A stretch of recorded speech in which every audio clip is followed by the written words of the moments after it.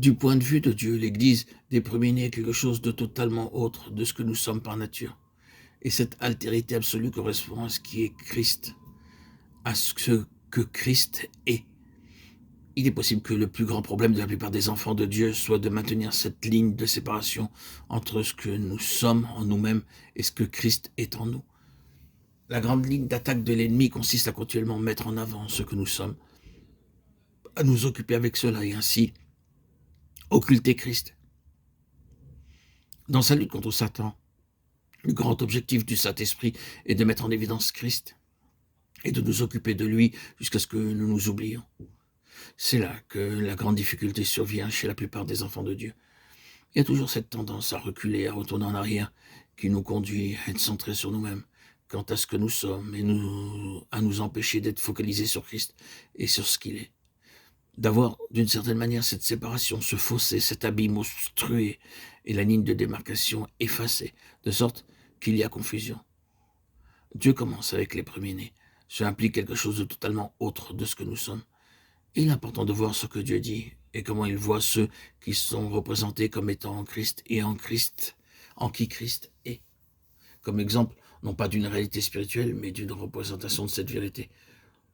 Souvenez-vous de cette merveilleuse déclaration concernant Israël imposée sur les lèvres de Balaam. Malgré lui, il n'a pas aperçu d'iniquité en Jacob. Nombre 23, 21. Lisez ces psaumes terribles sur les 40 années d'Israël dans le désert et toutes les choses effroyables dites à propos du peuple, de leur cœur qui n'était pas trouvé fidèle devant Dieu et de leur déclin constant. Des choses affreuses sont dites. Et puis, vous avez une déclaration comme celle-ci exprimée sous la pression de Dieu au moment où Balaam, parcourant du regard tout le camp d'Israël et se tenant debout pour ainsi dire du côté de Dieu, dit « Il n'a pas aperçu d'iniquité en Jacob ». Pourquoi ?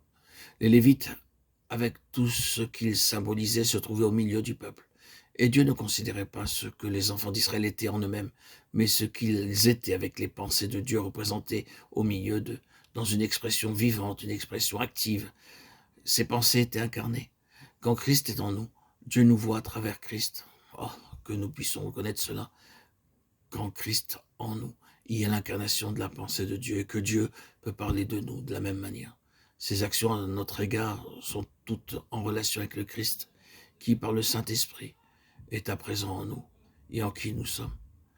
Le fait que le premier-né est invariablement lié à la mort et la résurrection et la façon de Dieu d'exprimer que de son point de vue, ce que nous sommes en nous-mêmes par nature est enseveli et que c'est son Fils seul qui prévaut là où nous sommes concernés, en tant que ressuscité, le seul qui vit devant Dieu. Aux yeux de Dieu, tout le reste est mort et enseveli. Et Dieu voudrait nous voir prendre cette attitude. Souvenez-vous que nous sommes morts et ensevelis.